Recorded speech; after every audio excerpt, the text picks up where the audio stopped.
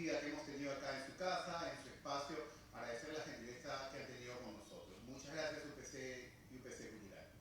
Estamos esta noche para hablar de Flora Tristán, de su trayectoria, de su proyección, de todo lo que significa para todos nosotros ahora mismo en Perú y por qué no decirlo también en el mundo. En este panel contamos con la presencia de Karen Bernedo, comunicadora, curadora, con un amplio trabajo en exposiciones artísticas a lo largo de los últimos tiempos. Está Jaime Duch, sobrino tataranieto nada menos que de la escritora de nuestra querida Flora, que ha escrito un libro hace poco, publicado el año pasado acá en Lima, Flora Tristán, Dejad que las mujeres griten sus dolores. Tenemos también el acompañamiento de Diana Miloslavich, escritora, investigadora, experta en temas de género, historia, ha escrito también bastante sobre Flora y es una reconocida feminista y activista. Y tenemos en la moderación a nuestro amigo Gianfranco Ereña, más conocido como el buen librero, youtuber y emprendedor cultural. Los dejo con ellos entonces. Muchas gracias de nuevo. Muchas gracias, Guille. Bueno, muchas gracias a todas y a todos los que han hecho presente a este evento. Es para mí un gusto enorme. Es mi primer evento aquí en UPC Cultural como profesor, además de la institución. Es un orgullo que además sea a propósito de Flora Tristán, una autora, una figura pública que a mí personalmente me cambió la vida desde que la conocí el año pasado. En principio porque la pude conocer a través de la novela biográfica de nuestro queridísimo Jaime Duch, que nos acompaña el día de hoy, una novela costumbrista que recrea incluso los diálogos de la época, cuestión que me pareció realmente sorprendente, un trabajo impresionante de recopilación de datos que es digno de destacar, y lo que significa Flora Tristán en sí mismo. Me parece que es una ocasión histórica la que tenemos el día de hoy, y quiero empezar por eso. ¿Por qué leer y por qué conocer a Flora Tristán en el Perú? Don Jaime.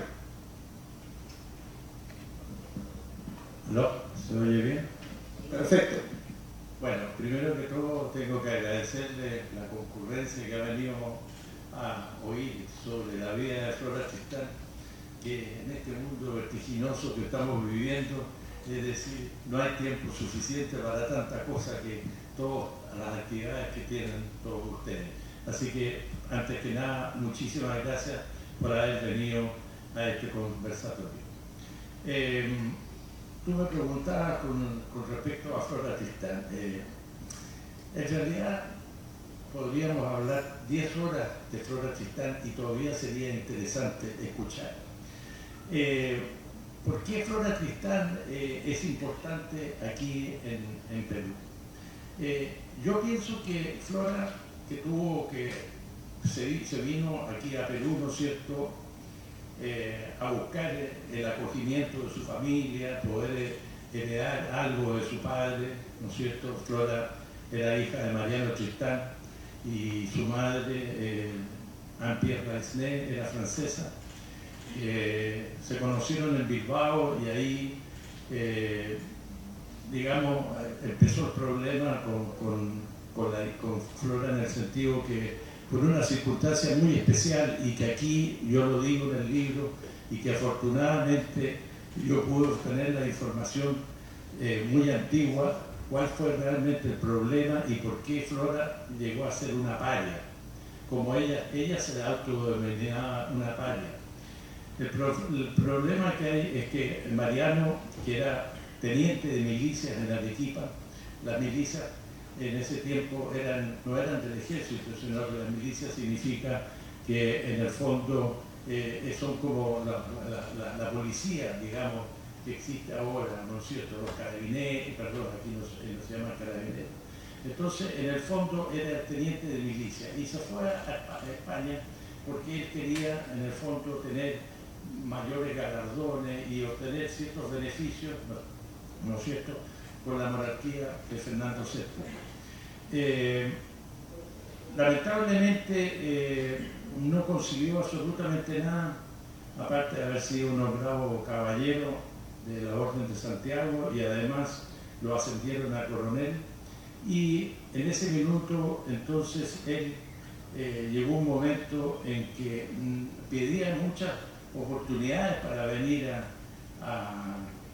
aquí al Perú, digamos, ser secretario del virrey, etc.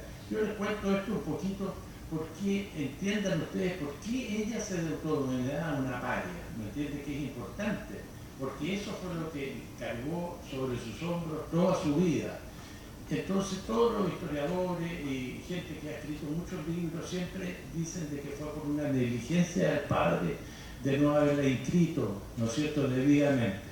Pero no fue negligencia de él, no pudo, porque un decreto que emitieron el año 1789, el ministro lo llamó y lo dijo que tenía que devolverse a Perú, porque realmente no tenía nada que hacer allá en Madrid, y a su vez, ¿no es cierto?, en Perú su padre reclamaba su presencia.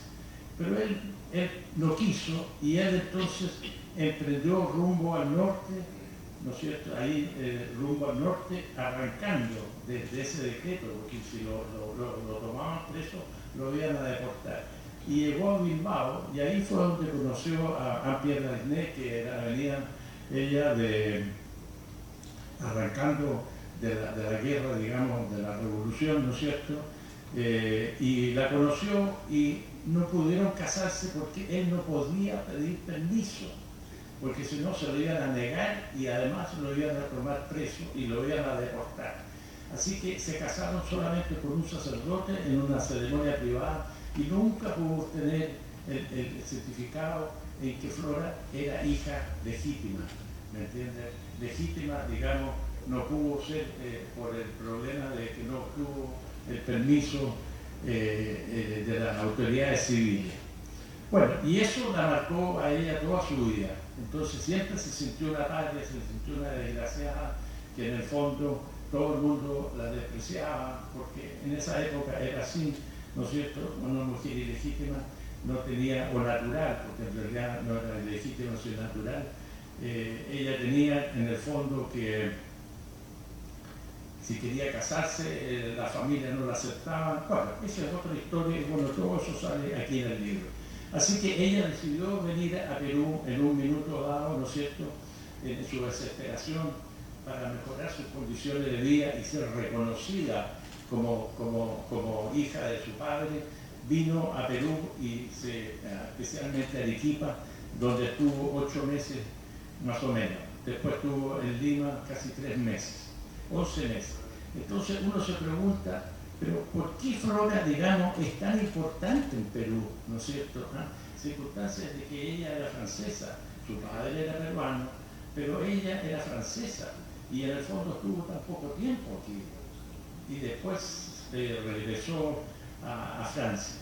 Entonces yo pensaba mucho eso, y lo que pasa es de que ella, en el fondo, con el libro Peregrinaciones de una paria, que sacó la primera edición cuando regresó a Francia y lo escribió, sacó una primera edición en el año 1838 y después otra edición en 1840, tuvo mucho éxito en Francia, ¿no es cierto? Tuvo mucho éxito en Francia el libro, porque en el fondo ella hablaba del Perú, es como un libro costumbrista, es un libro, es una historia, digamos, es un diario de viaje, porque ella escribía todo lo que hacía todos los días, junto con todo lo que hacía, lo escribía, tanto así que el libro Peregrinaciones de una paria, solamente el libro tiene más de 700 páginas. Entonces, ¿qué es lo que pasó? Que ella quiso, aquí la atendieron muy bien en la familia Tristán, ¿no es cierto? Bueno, los que han visto la película, ahí también sale el tío Pío, etcétera, etcétera. Pero en el fondo ella dio a conocer Perú, eso es lo que yo veo a través de su libro de viaje. En Francia, ella, ¿no es cierto?, dio a conocer lo que era el Perú en ese tiempo, ¿no es cierto? Es decir, por eso es un libro, en cierto modo, costumbrista, porque ella detallaba todas las costumbres que existían en el país. Primero que todo, el libro está dedicado a los peruanos, ¿no es cierto? Así, el prólogo es un libro dedicado a los peruanos, donde les pide que los peruanos tienen que liberarse, ¿no es cierto?, del sometimiento que pueden tener de la burguesía o de otras clases sociales, y que estaban en muy malas condiciones. O sea, eso lo dirige a los obreros del Perú. Pero a su vez, todo ella que iba contando, todo lo que ella veía lo transmitía a su diario. Entonces hablaba de cómo era Arequipa, en cuanto a su paisaje, en cuanto a sus paseos, a la gente que conoció. Estuvo en plena guerra del año 1830, ¿no es cierto?, la guerra civil, con el levantamiento de Gamarra. Así que en el fondo ella escribe mucho sobre Perú. Y eso en el fondo, cuando llegó de vuelta a Francia y sacó su libro, es decir, para los franceses, ¿no es cierto?, que lo leían, ese era un mundo muy distinto, un mundo que no conocían. Yo le voy a decir de que franceses, para que vean ustedes, más o menos había en Perú, en esa época, estamos hablando del año 1830, existían 5 millones, 4 millones de habitantes. Perú no tenía más de eso.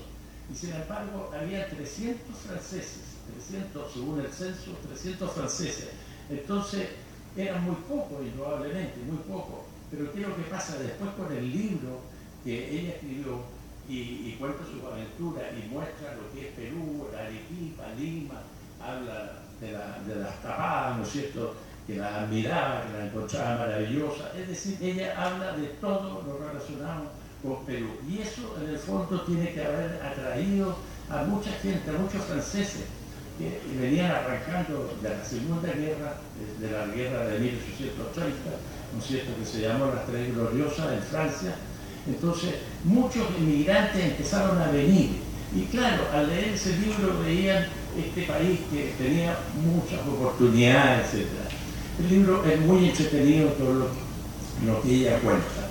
Así que yo creo que en el fondo eso es lo que pasó. Ahora, los peruanos lo han tomado con mucho cariño, todo lo que escribió Flora con respecto digamos, a todo lo que ella vivió. Fue crítica también, fue muy crítica de muchas cosas, porque ella era muy honesta. Ella escribía lo que ella realmente sentía, ¿no es cierto? Era una escritora veraz, como ella misma se autodenominaba. Entonces, en el fondo, ella le abrió a Francia especialmente, ¿cierto?, le abrió los ojos de este país que está allá en el fondo de América del Sur. Y eso hizo que muchos comerciantes y otros franceses que en el fondo estaban arrancando de la guerra se vinieron al Perú y también, por supuesto, a Chile. Así que en el fondo, si ustedes me preguntan, eso es para mí, ¿no es cierto?, una impresión personal. ¿Por qué ha sido tan importante el libro de Flora, digamos, Peregrinaciones de una Palla, para los peruanos? Tanto así que ustedes saben que lo nombraron ahora hace poco Patrimonio Cultural. El libro Peregrinaciones de una Palla, de la persona que lo tradujo en ese entonces, que fue Emilia Romero, en el año 1962. Ok, yo voy a retomar algo que usted ha mencionado, y es que ella parte de muchas injusticias, y pese a todo esto, también escribe mucho sobre el Perú, pese a haber estado muy poco tiempo aquí en el país. Cuestión que me lleva a pensar, Karen, ¿sí? Arrancamos por ahí. ¿Por qué Flora Tristán es un nombre que nosotros pronunciamos, conocemos, pero quizás no hemos profundizado en ella? ¿Por qué sería importante revalorizar su figura el día de hoy? Bueno, buenas noches a todos, a todas. Particularmente yo creo que la figura de Flora Tristán, que ella fue una mujer fascinante, que levantó muchas banderas. Las banderas del socialismo, las banderas de la clase obrera, y lo hizo desde el enfoque de género. O sea, para ella levantó las banderas de las mujeres, pero miró su propia militancia socialista y miró también a la clase obrera desde ese enfoque, ¿no? Ella encarnó muchas injusticias, y si ella no hubiera vivido lo que vivió, yo creo que difícilmente hubiera escrito, o su vida lo hubiera llevado a lo que fue, ¿no? Entonces, a mí me parece que ella encarna ese hecho feminista, lo personal es político, ella es totalmente eso, ¿no? Su vida, que está llena de injusticias, que ella lo traduce en esas propuestas de avanzada, que además es una mujer pionera en el Perú, en levantar banderas que recién fueron levantadas luego a finales con las escritoras de finales del siglo XIX. Entonces, yo creo que ahí hay una importancia en ser una mujer de un pensamiento de avanzada que levanta las banderas de la igualdad de manera pionera, ¿no? Yo creo que también es interesante conocer, o sea, ya hablando desde el presente, conocer a nuestras antecesoras, cuáles fueron, trazar esas genealogías, esas cartografías en las luchas por la igualdad en el Perú, ¿no? Creo que algo totalmente importante y fundamental en Peregrinaciones de una Paria es precisamente esa mirada que tiene ella, ¿no? De levantar la historia de otras mujeres también, ¿no? Yo creo que eso es algo que no tiene, que si lo comparamos con los escritos de esa época, sin ir muy lejos, la figura de las Rabonas, por ejemplo, ¿no?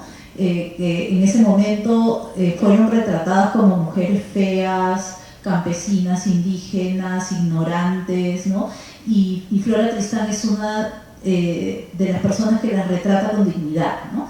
O una figura como la Mariscala también, ¿no? Que es rescatada por ella, o una figura como las Tapadas Limeñas, que en ese momento los cronistas europeos fetichizaban, erotizaban, exotizaban, y ella rescata la autonomía y la independencia. Y ahí voy cuando digo que para mí, como feminista y como peruana, la importancia de Flora Tristán y un libro como Peregrinaciones de una Paria está en esa mirada que tiene ella. Ella está mirando el mundo con los anteojos de género, ella está mirando el mundo desde un enfoque de género de una manera pionera. Y por supuesto levanta levanta las banderas, la lucha por la igualdad, cuando absolutamente nadie lo hace. Ella ya está planteando cambios en el Código Civil, ¿no?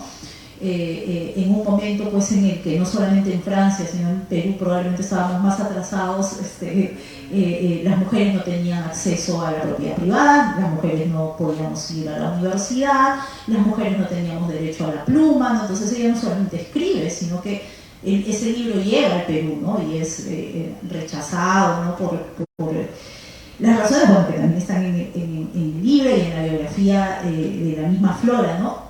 Y otra cosa también interesante de mencionar es que luego hay otras escritoras que creo que también han sido bastante estudiadas, como Clorinda Mato de Turner, que van a sufrir consecuencias similares, ¿no? Por ejemplo, Clorinda Mato también va a ser perseguida, exiliada, sus libros quemados por sus ideas, ¿no? Entonces hay una importancia en conocer a las antecesoras, en trazar estas genealogías, en entender por qué somos las mujeres, los derechos que tenemos, por qué los tenemos ahora, ¿no? Y yo creo que esa es una importancia de rescatar a Flora.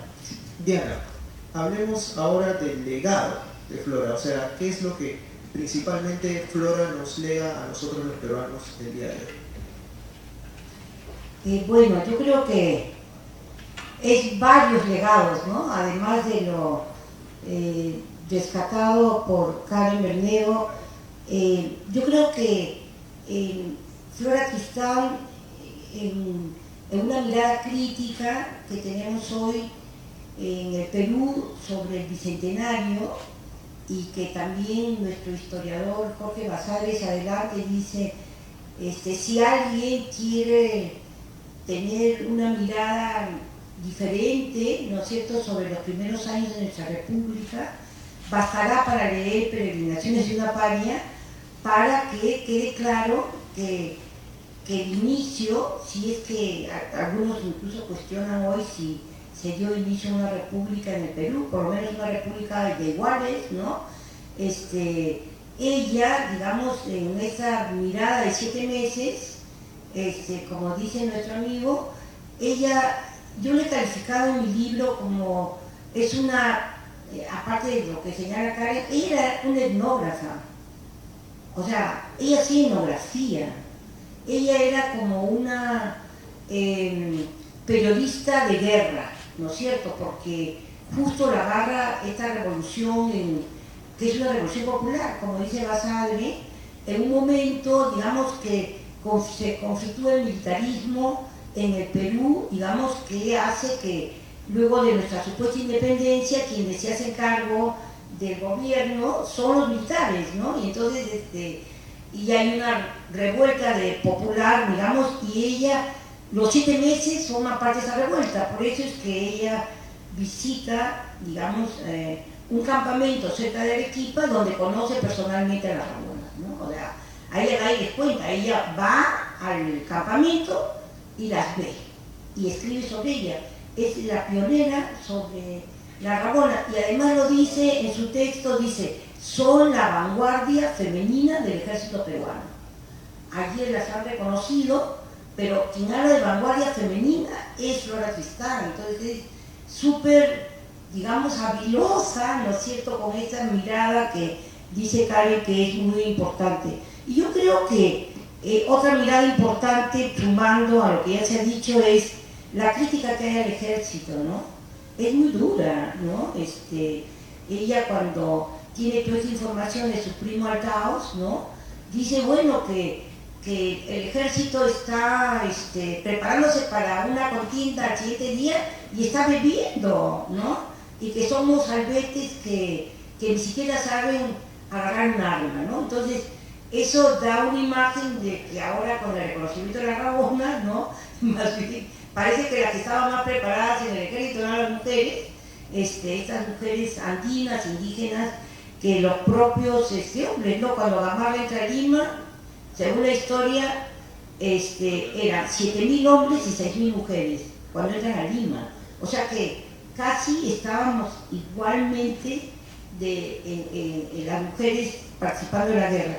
Otra cosa que creo que es importante, pionera, Flores sobre el tema de la esclavitud, ¿no es cierto? Ella en el viaje, digamos, para en un lugar, digamos, donde había tráfico de esclavos, esclavas, pero ella visita la hacienda, digamos, acá en Chorrillos y tiene un vínculo con las esclavas negras en Chorrillos, ¿no? Y entonces, digamos, hay una contradicción, digamos, sobre qué es lo que ella escribe, pero ella, digamos, las conoce y se queda impactada, digamos, que el Perú era un país que tenía esclavos. Y ustedes saben que la población afrodescendiente participó activamente en nuestra supuesta república y sin embargo la república no les dio la libertad, ¿no? La libertad la consiguen años después con Castilla. Y por último, yo quiero señalar una cosa importante de Flora, ¿no? O sea, es crítica a la Iglesia Católica. Entonces, imagínense esta mujer que se va contra todo lo establecido, ¿no? La Iglesia Católica, el ejército peruano, ¿no? Y también, entonces, no había como, digamos, y bueno, se va contra su propia familia, ¿no? También como se va contra su propia familia, ¿no? Pero yo creo, digamos, ahí hay diversas miradas, yo creo que sí la cambia la vida en Perú, yo creo que sí la cambia, porque creo que el personaje ya de Flora, a ver, ella pasa de ser una niña que está creciendo como en un ambiente más o menos con algo de recursos y muere padre, ¿no? Pierden la casa en Francia, ¿no? Y luego pasa pues a ser pobre, tanto que la mamá casi la vende al señor Chazán, ¿no? Por eso ella queda resentida toda su vida, porque prácticamente es un acuerdo, o sea, algo así como la madre no sabe qué va a pasar con su vida y hacen como un arreglo matrimonial con una persona que ya parece que no quería, no sé si acá él después me dice si he encontrado algo diferente. Pero luego de vivir esa tremenda pobreza, ella viene al Perú y pasa a otra clase social. O sea, ella es una mujer que atraviesa todas las clases sociales, ¿no? Porque cuando está con los Tristán, acá los Tristán, bueno, el tío tacaño no le tiene la parte que le corresponde, ¿no? Pero sí la reciben. Y entonces ella está pues en la cuna del poder, por eso se puede escribir el libro que escribe también de la cuna del poder. Los Tristán eran pues una de las familias más poderosas, más ricas que había en el Perú, y él era Don Pío, ¿no? Y Don Pío no fue tan miserable como parece, porque Alina, su hija, viene pues al Perú y viven acá en Lima con su hijo Colbogán, ¿no es cierto? Entonces también la familia Tristán nos acoge, o sea, digamos, ya, vamos a resolver, vamos a dejar ahí pendiente por qué el tacaño de Don Pío no quiere darle parte de la fortuna, pero, digamos, sí estaban en la disposición de acoger a la familia, y lo hicieron también con la hija. Entonces, imagínense una mujer que atraviesa todas las clases sociales, ¿no es cierto? Y las atraviesa en el Perú y las atraviesa en Francia, ¿no? Y entonces eso le da pues una magnitud, una mirada, ¿no es cierto? Y además ella tiene esa visión también en Londres, en Inglaterra. Entonces, imagínense, es una privilegiada, ¿no es cierto?, por todos los acontecimientos que forman su vida, y bueno, y tiene, yo creo, una intuición, tiene una reflexión, tiene una imaginación y tiene una misión, ¿no es cierto?, que para mí sin duda creo que es el personaje más importante, no solamente para el Perú, yo creo que es el personaje más importante en Francia, uno de los personajes más importantes de Francia. Yo creo que más bien los franceses y francesas no le han hecho justicia. O sea, es muy poco lo que hay, cuando usted mira a una historiadora como Michel Perrot, ¿no?, que es la historiadora feminista francesa, y revisa toda su obra, digamos, no la tiene a Flora Tristán en lo que ha escrito como uno de los personajes más importantes. O sea, ojo que en Francia tampoco, salvo algunos historiadores que aparecen en el libro muy bien ilustrados, Michaud, ¿no es cierto? Y bueno, hay como 20, pero no de la talla de Michel Perrot, ¿no? O sea, Michel Perrot, la feminista historiadora francesa más importante que hemos tenido del siglo XX, no le hace justicia a Flora. Entonces, también yo creo que Flora sigue siendo un referente, y también con esto termino. Miren, Flora Tristán es tan importante para Carolina Freire de Jaime, que es una gran escritora peruana conservadora, pero no importa, ella elige hablar sobre Flora Tristán, digamos, en un momento, digamos, donde no se hablaba de Flora Tristán y era conservadora, pero ella destaca a Carolina la importancia del libro. La otra es Magda Portal, ¿no es cierto? O sea, Magda Portal, digamos, escribe un libro, ¿no es cierto?, sobre Flora Tristán, que también es quizá el libro después de Peregrinaciones más difundido, ¿no?, que lo escribe porque la chilena se lo pide del Partido Socialista. Ella no tenía mucha conciencia quién era Flora. Partido Socialista le hace ver que habían publicado en Chile Peregrinaciones de una paria. Estaba Luis Alberto Sánchez exilado en Chile, él publica antes en el Perú una peregrinación, y la publica Sánchez en la editorial Citra, ¿no? O sea, en Chile. Las chilenas leen a Peregrinaciones antes que las peruanas, ¿no?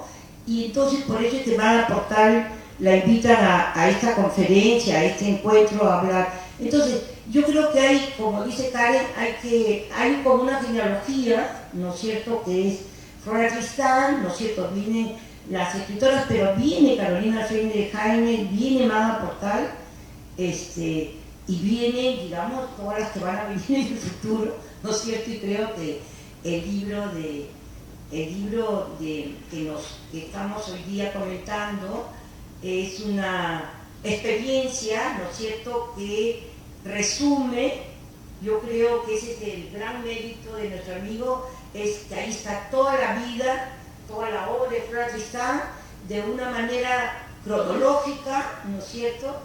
Yo me hubiera gustado hace 20 años, antes de escribir mi tesis sobre tener el libro, ¿no es cierto? Porque lo que yo me demoré 20 años en leer así 50 textos, en lo que yo podía en inglés, en español, eso está aquí, ¿no es cierto?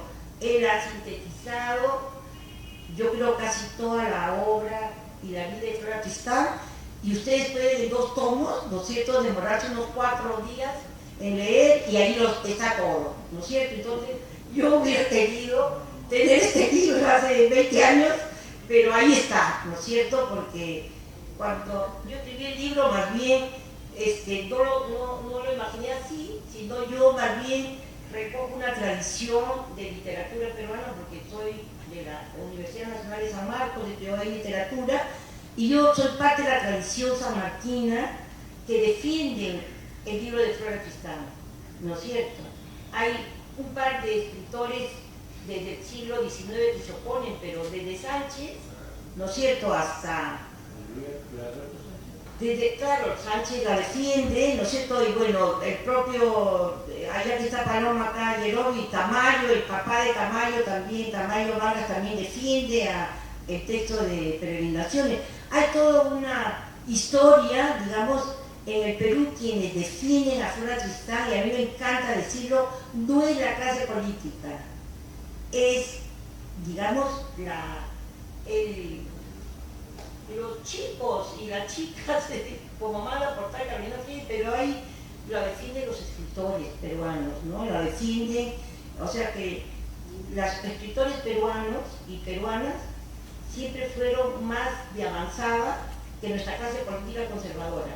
Y yo creo que por eso, y las, como dice ella, bueno, y ahora las feministas más jóvenes que están por ahí, ¿no? Pero, digamos, parte de mi libro, por eso es recoger, digamos, un poco la recepción de Flora desde la literatura, ¿no es cierto?, más que desde la historia, y entonces ahí uno encuentra cosas impresionantes. Pero bueno, yo las animo a leer el libro, ¿no es cierto?, porque es fascinante y les va a encantar, y yo creo que a quien lo lea le va a cambiar la vida como le ha cambiado acá a la Sí, bueno, yo quisiera hacer un alcance. Primero que todo, yo no estoy restándole a Flora su feminismo, y todo lo que hizo por todos los feminismos. Además, yo también soy feminista, ténganlo por seguro. Así que pero ella no es que, porque hay feministas que escribían libros sobre el feminismo y sobre la igualdad, ¿no es cierto?, de las mujeres. Le voy a decir de que antes de Flora, por ejemplo, Marta Pizán, en el año 1400 y tanto, fue la primera mujer que escribió un libro sobre el feminismo, pero escribió un libro sobre el feminismo, o sea, hablando de que las mujeres tienen que tener igualdad de género, que no pueden ser tratadas, etcétera, etcétera. Después está Olympe de Rouge, ¿no es cierto?, que ella... Perdón. Claro, Olympe de Rouge, ¿no es cierto?, digamos, en la Revolución Francesa fue guillotinada porque ella luchaba por las mujeres y también escribió un libro sobre el feminismo. Y después tenemos a Mary Wollstonecraft, inglesa, que también, ¿no es cierto?, escribió. Y después viene Flora, pero Flora no escribió nunca un libro sobre feminismo, pero ella era feminista desde corazón, desde niña, ¿me entiendes? Entonces, donde ella iba, hablaba sobre las mujeres y la desigualdad que existía. Entonces, aquí en Perú también, ¿me entiendes? Ella se conversaba y hacía valer que las mujeres, digamos, tienen que ser bien consideradas, pero ¿me entiendes? Pero no es un feminismo como esos feminismos que digo yo, que escriben exclusivamente. Ella en su esencia era feminista, y después, ¿no es cierto?, y después cuando regresó a Francia, ¿no es cierto?, ahí siguió luchando por la inmigración de las mujeres, por ejemplo, o sea, en el fondo ella solicitaba que las mujeres inmigrantes tenían que tener un especial cuidado con ella, etcétera, no hablaba de los hombres. Y después en la Unión Obrera, ella siempre que hacía las reuniones con las mujeres hablaba sobre ella y que tenían que tener la misma igualdad y tenían que ser tratadas, y a los obreros, ¿me entiendes? O sea, en el fondo hay un feminismo innato en ella, en su actuar diaria a día. Exacto. O sea, de hecho hay algo que yo iba a puntualizar. La pregunta era justamente a propósito de Perú. Entonces, en Perú me parece, y esto es algo que yo voy a retomar en base a lo que han dicho cada uno de ustedes, yo en el colegio jamás leí algo sobre Flora Tristán. O sea, el plan lector la omite olímpicamente, y recién he venido a conocer de adulto. Recién he venido a conocerla ya en una etapa académica formada, y mi fascinación con ella surge justamente a propósito de lo que ella menciona de la educación. Ella ejerce una labor pedagógica, me parece importantísima. Yo como maestro, como pedagogo, me sentí admirado frente a su figura porque hizo literalmente un trabajo bastante minucioso. En ese sentido quería preguntarles a ustedes, quería empezar por Diana justamente, ¿cómo es que conocen a Flora Tristán? ¿Qué cambio les produce en sus vidas particularmente? Bueno, como comenté, yo estudié literatura en San Marcos, pero en una agitada vida, ¿no es cierto?, así en varios momentos, y hice un primer trabajo con el profesor Ildebrando Pérez sobre Peregrinación en una Paria. Ese es mi primer trabajo, y digamos, leí rápidamente y me pareció impresionante, y dije, bueno, quizás voy a hacer de esto mi tesis. Y Fer Revilla, ¿no es cierto?, que es una peruana bien importante en la Católica, no la llegué a conocer, pero sí conocí a su hija.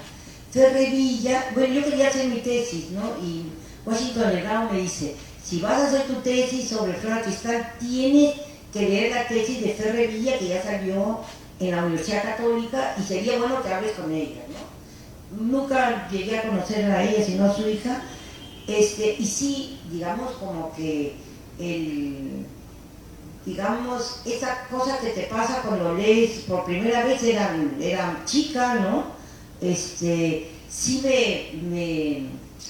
me cambió la vida, ¿no es cierto? Mi mamá es arequipeña, y entonces me fascinó toda la descripción que hay de Arequipa. El primer viaje que hice de adolescente fue a Arequipa, ¿no es cierto? Fui así corriendo a Santa Catalina, ¿no es cierto?, para conocer el lugar donde ella había conocido a su prima, ¿no? Y entonces me pareció fascinante recorrer parte de las cosas que ella habla de Arequipa, y creo que como que el encuentro con Flora, después entré a trabajar a Flora Tristán, o sea, primero conocí a Flora Tristán y después hubo una organización que se llama Flora Tristán, a la cual entré a trabajar años después, ¿no? Entonces, sí, y luego, esto estaba muy vinculado, ¿no es cierto? Y yo ahora que veo ahí a algunas amigas, a Vicky Villanueva, cuando yo leía Flora en la universidad, era también un momento donde había una efervescencia de ideas socialistas, ¿no? Y entonces, leer a Flora, ¿no es cierto?, y un poco relacionarlo con la vida en ese momento que queríamos cambiar el mundo, hacer la gran revolución, ¿no es cierto? Y entonces de peregrinaciones pasé a la Unión Obrera, y entonces me pareció, digamos, como que además, digamos, que era de familia peruana, una cosa extraordinaria, ¿no? Entonces, en esos años que estoy hablando, había una edición de la Unión Obrera de una editorial colombiana, ¿no? Y entonces también leí casi al par de meses la Unión Obrera, y eso me pareció, digamos, impresionante, de que ella escribiera un libro sobre la Unión Internacional de los Obreros, las obreras, ¿no es cierto? Yo venía de estar haciendo unos pininos leyendo a Carlos Marx y descubrir de que esta Flora se había antecedido a Proletarios del Mundo Unidos, o sea que ella lo había escrito antes que Marx, Y entonces sí me pareció para mí, fueron como los dos libros, ¿no? O sea, el libro de la Unión Obrera, creo que para la gente de mi generación que pudo leerlo con esta versión colombiana, que además se pasaba como fotocopia, ¿no? O sea, una cosa así, fue también algo impresionante, ¿no? Esta idea que tiene vigencia ahora, hasta hoy día, ¿no es cierto? Hay un internacionalismo de los trabajadores, las trabajadoras. Nosotros tratamos hasta hoy día que las trabajadoras del hogar, que están en 4, 5, 6 tipos de organizaciones, tengan una unión, ¿no es cierto? Pero, digamos, los palacios que ella piensa, incluso para toda la clase obrera, uno se apena, ¿no es cierto?, cuando la semana pasada he conocido 2 trabajadoras del hogar que tienen casi 90 años, que viven en Barranco y viven en la indigencia, porque no hay quien, estos sueños de Flora Tristán ni siquiera se han hecho realidad hoy día, ¿no? Entonces, yo creo que fue una pionera con la Unión Obrera y sus desafíos siguen vigentes, ¿no es cierto?, porque sigue habiendo pues sectores de trabajadoras que no ganan 1 franco, 2 francos, como en el siglo XIX, pero estamos en este siglo y lo que están ganando los trabajadores y las trabajadoras, los obreros, las obreras, las trabajadoras del hogar es muy poco, no les alcanza. Y entonces los sueños y lo que plantea Flora Tristán yo creo que sigue vigente. Sí, Karen.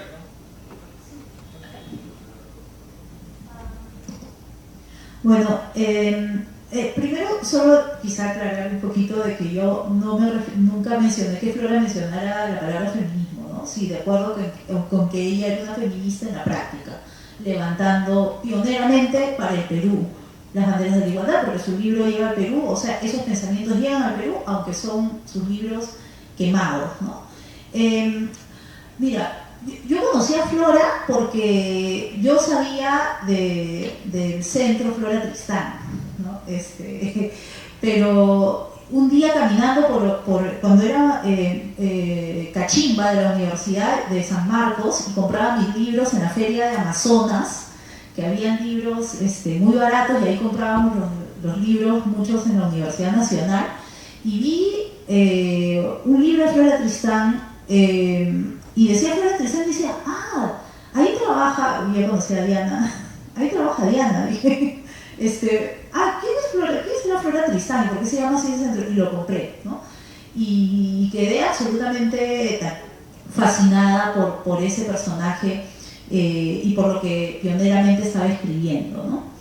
Yo creo que a mí una de las cosas que me interesó mucho de Flora, y además porque yo entro a la universidad, ¿no?, en una efervescencia del movimiento estudiantil de finales de los 90 y en la organización colectiva con demás estudiantes, es que ella yo creo que tiene esta mirada, este enfoque de género incluso para la política, ¿no?, para el socialismo, ¿no?, y desdibuja este eterno conflicto de género y clase, ¿no?, de que tú miras que los problemas de clase están por sobre los problemas de género, y ella tiene esa mirada, ¿no?, que creo que para quienes en ese momento estábamos como estudiantes mirando la política y mirando tanto machismo en la política, yo creo que ella es una figura que tiene esta mirada, incluso mirando el movimiento obrero, ella lo mira desde el enfoque de género, mira lo que le pasa a las trabajadoras, ¿no?, que no es lo mismo que los hombres que trabajan, que las mujeres que trabajan y que encima tienen que dedicarse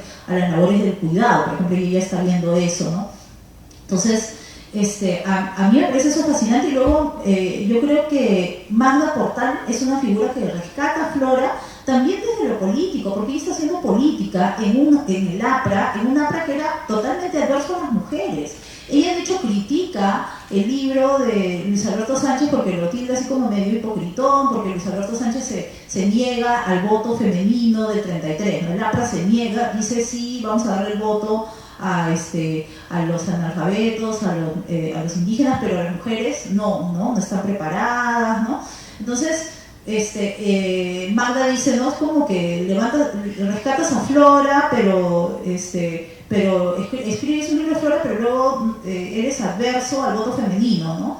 Entonces, ¿no?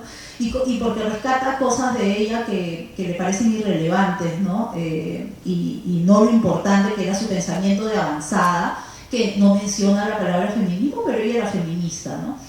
Entonces yo creo que a mí me cambia la vida el saber y el pensar que uno puede mirar, o sea, yo no lo verbalizaba en ese entonces, no sabía cómo verbalizarlo, pero mirar la vida con los anteojos morados, o sea, que toda nuestra vida se puede mirar desde ese enfoque, desde ese lugar, ¿no? Y que, es más, yo creo que hay que mirarlo desde ahí, y que Flora está mirando su militancia, está mirando las demás historias de las mujeres, o sea, finalmente es Carolina Freire, una escritora conservadora que hace un texto también pionero de crítica literaria, porque en ese momento las mujeres no hacían crítica literaria, pero ella hace una crítica literaria sobre Flora Tristán, es una mujer rescatando la vida de una mujer. Es Magda Portal la que escribe un libro también tempranamente sobre Flora, en 45 me parece que es el libro de Magda, y va a un congreso de Flora, es una mujer rescatando la vida de una mujer. ¿No? Y es Flora rescatando la vida de las figuras de las Rabonas, de las Tapadas, de la Mariscala, ¿no? Desde otro lado.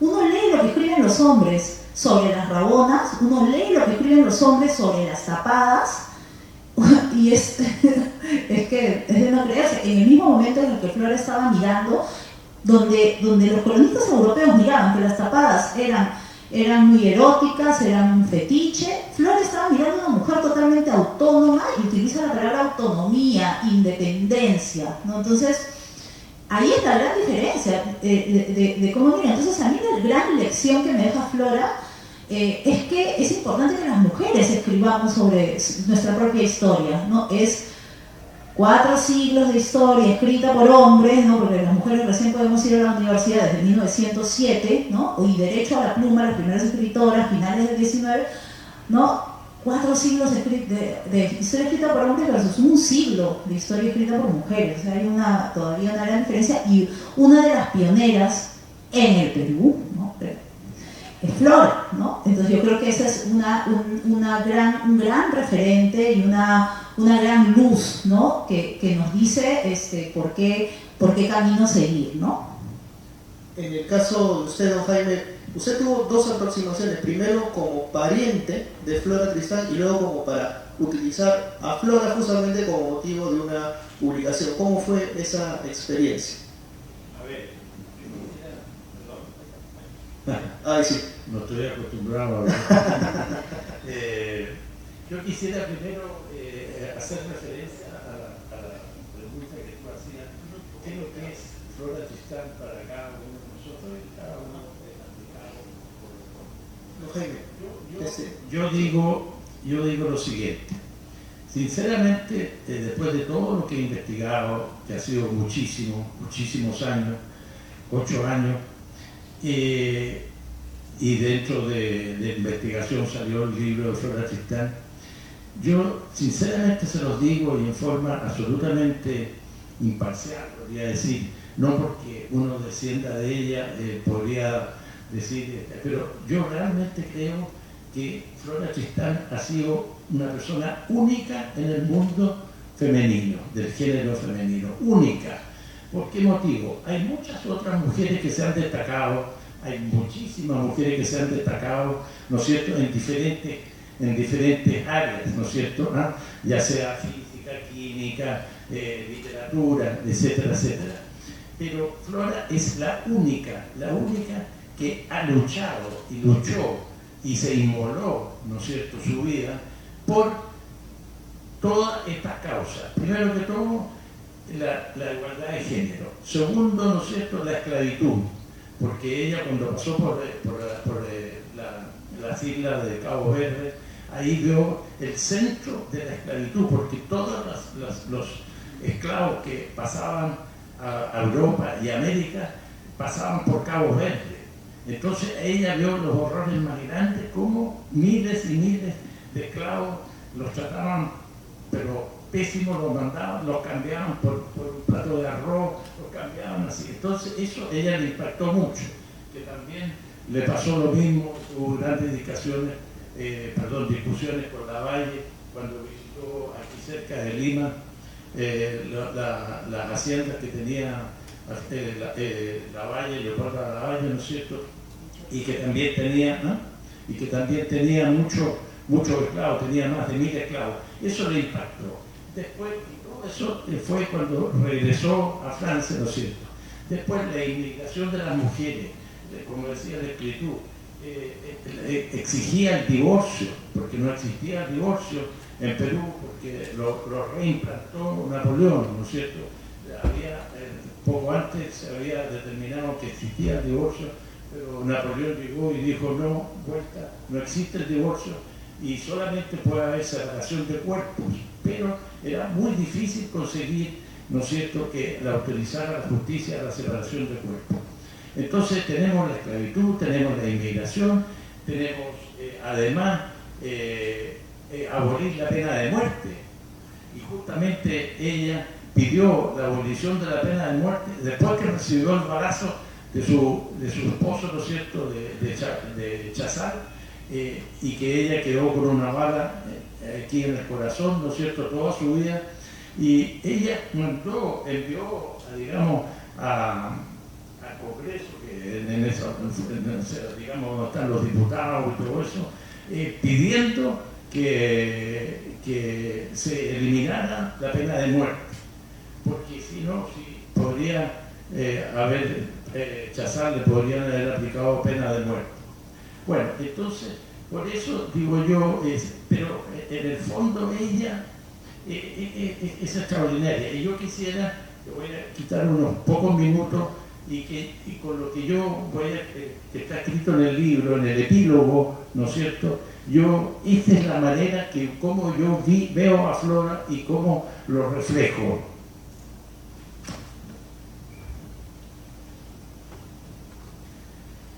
La vida de Flora Celestín Thérèse Henriette Tristán y Moscoso Laisney fue como una estrella fugaz y resplandeciente, dotada de una gran fuerza de voluntad y dispuesta a no dejarse dominar por nadie. Uno de los temas que guiaba su vida era: si puedes, quieres.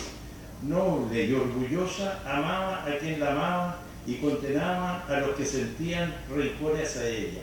Se desesperaba ante todas las lacras sociales de la época, especialmente la que existía en contra de las mujeres, la esclavitud y la nula preocupación por el pueblo, que se encontraba en la miseria y eran explotados por los burgueses a vista y paciencia de los sucesivos gobiernos que no hacían nada por mejorar sus condiciones de vida. Esto aquí que yo resumo, esto es lo que yo siento en Flora. Además, en muchas otras partes también me expreso y veo, digamos, toda su gran labor que desarrolló en pos de todo lo que hemos hablado en este momento. Así que esto era lo que... Y eso. Muchísimas gracias, don Jaime.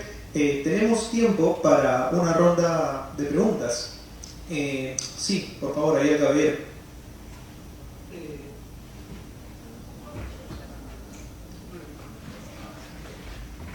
Vamos hacia allá. Gracias.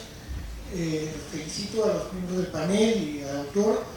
Yo quería dar dos pequeños datos. Yo soy historiador de la Universidad Católica. Hace 40 años llevé un curso en estudios generales. A los 17 años apenas ingresé. En ese curso trabajé 3 meses peregrinaciones de una paria para aprender a hacer fichas, a hacer trabajos de investigación. Y yo me dediqué a investigar el tema del matrimonio del padre.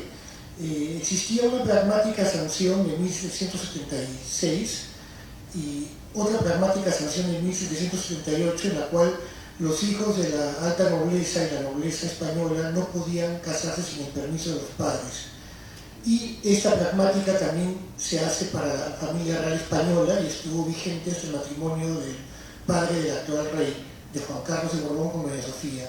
Es decir, que según esta pragmática, los posibles cónyuges tenían que buscar una posible novia de su mismo rango social y económico. Y bueno, yo era muy muchacho y seguí investigando, busqué, entrevisté inclusive hasta Magda Portal, me acuerdo. A lo que voy es, la familia era muy rica pero no tenía título nobiliario. bueno, eso lo investigué en esa época y ahora sigo investigando. Entonces, ella, el padre, y lo ha dicho muy bien tenía que haber regresado a Lima, pero va viajando, pero no existía el matrimonio civil, solamente existía el matrimonio religioso, y además este permiso especial que tenía que darle el padre de una familia noble o una familia aristocrática. No sucedía eso con nosotros, estamos hablando de una sociedad antiguo régimen.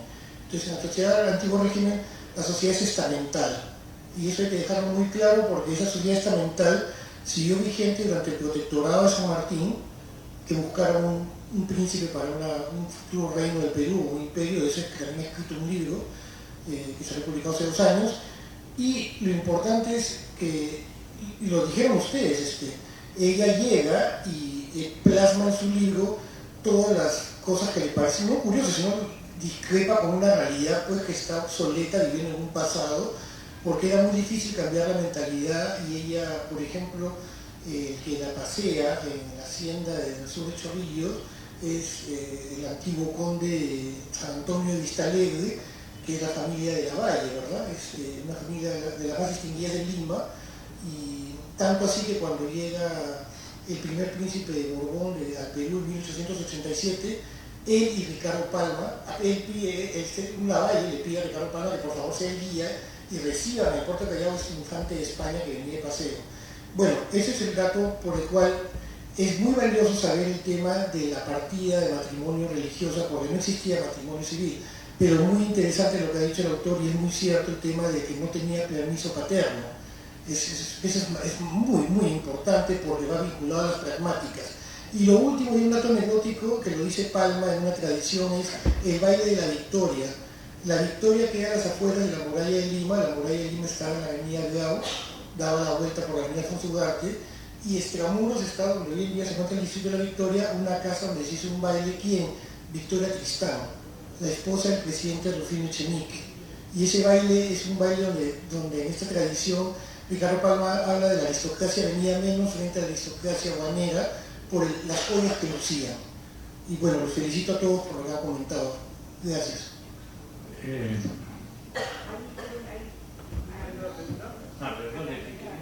Quería yo hacer mención a lo que usted dice, ¿no es cierto? Sí, efectivamente necesitaban, no solamente él como coronel de milicia, porque lo nombraron en España coronel de milicia, él necesitaba la autorización del rey. Y no se la iban a dar, ¿no es cierto?, porque había un decreto.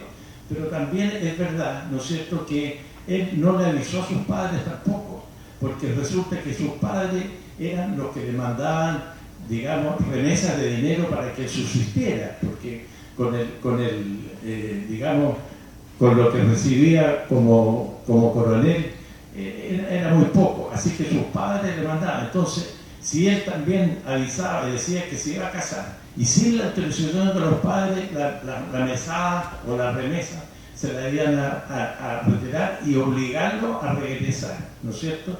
Así que en ese sentido, y él vivía a raíz de eso, digamos, su tío, el arzobispo Peralta, ¿no es cierto?, que era arzobispo de Granada, él le mandaba una mesada de 600 francos, ¿no es cierto?, todos los años para que él subsistiera.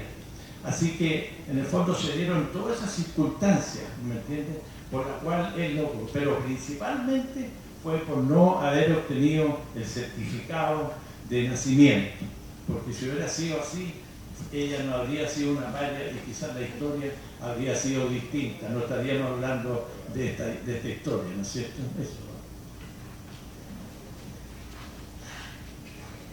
Hola, yo no podía dejar de hablar sobre Flora Tristán en este momento y no podía dejar de hablar porque me ha traído todo en la memoria 1958, 59, 57, 58, 59.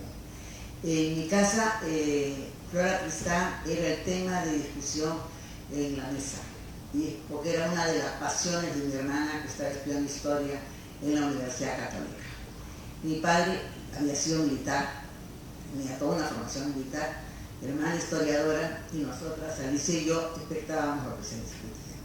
el tema de Flora Tristán se centraba en realidad sobre los derechos de la mujer, obvio no había feminismo en ese entonces, ya no 57, ¿no? Pero se hablaba de los derechos. Se hablaba de un tema bien interesante, que era el tema del ejército. Desde un militar que se había retirado del ejército, que tenía una serie de críticas, pero además propuestas para mejorar el ejército. Y se hablaba de la iglesia. En mi familia fue una familia donde no tenía libre pensadores, ¿no? Y esto yo pensaba que había sido una cuestión reciente de nosotras, pero no, eso venía desde el siglo XIX, de 1800, ya mi tatarabuelo era libre pensador, ¿no? Entonces esto que era de Arequipa, porque eran de Arequipa ellos, esta cuestión se juntaba mucho con el pensamiento de Flora. El problema, solo mi mamá era religiosa en la misa, a decir verdad, todos nosotros ya éramos libre pensadores. Entonces eran varios temas que nos atraía alrededor de la discusión de Flora Tristán. Y lo otro, el atrevimiento de haberse viajado por todo el mundo para poder llegar a hacer algo tan ilógico, tan importante, que era exigir un derecho. No teníamos derecho a las mujeres, estoy hablando de mucho tiempo atrás. Entonces, saber que había una mujer joven, atrevida, que había decidido que sus hijos se quedaban allá, pero ella venía para reclamar algo que era de ella, nos parecía fascinante. La mesa nunca terminaba de levantarse, ¿no? Teníamos que ya salir a trabajar y todo, pero todos los días este tema estaba presente. Entonces quiero decir que eran temas que, bueno, en ese entonces pensaba que eran temas de mi familia, chiquititas, y fue creciendo en mi alegría, en mi júbilo, cuando he visto que esto está ahora. Entonces digo, se avanzó, sí se avanzó, pero quiero dar otro dato más sobre esta familia libre pensadora y, bueno, socialista en el caso de mi padre y de todos los demás, y nuestro, ¿no? Es que en 1927, en el diario El Deber de Arequipa, un tío de mi papá, José Luis Villanueva, que había estado en todo el arte hasta 1930, que se cierra el Centro Artístico de Arequipa, saca un artículo, sale un artículo, que lo tengo yo, que dice Flora Tristán. Y en ese entonces él lo tiene traducido al francés, o sea, había tenido una versión en francés. Y lo tengo, y justamente quiero trabajar sobre eso en el futuro, porque un hombre también que no es feminista, nadie diría que está defendiendo a él, pero sin embargo habla de Flora Tristán, habla de esta mujer en la comuna, no me acuerdo su nombre, Michelle, y después de la monja Dominga. Entonces digo, si un hombre de 1927 podría referirse a Flora Tristán, a la monja Dominga y a lo que pasó en la comuna de París, yo digo, tenemos historia, y esa historia hay que recuperarla. Gracias.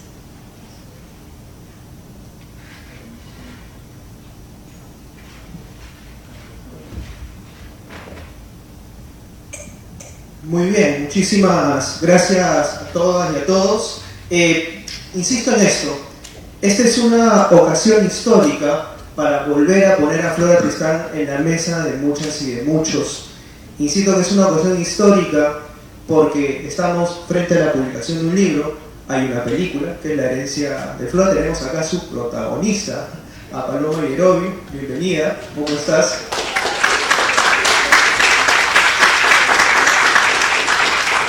Y esperemos que esos aplausos también sean extensivos en el cine, porque la película sigue estando en cartelera, hay que bregar porque sigue estando en cartelera, ahí está, el publicherry innecesario.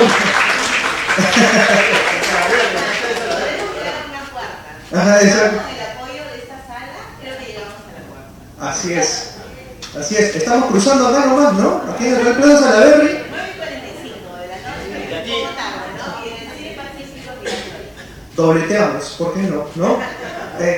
Y además, pues están las discusiones, el día lunes también va a haber otra mesa en torno a Flora Tristán en la Facultad de Letras de la Universidad Católica, en Estudios Generales, ¿verdad? Es a las 5 de la tarde, así que están cordialmente invitados, con Paloma, además, que va a estar en esa mesa, y por supuesto a revalorizar esta figura tan importante, creo que dentro de nuestra historia y dentro de nuestra historia también literaria. Con eso cerramos el conversatorio de hoy y los invitamos a que puedan ver el libro. Muchísimas gracias.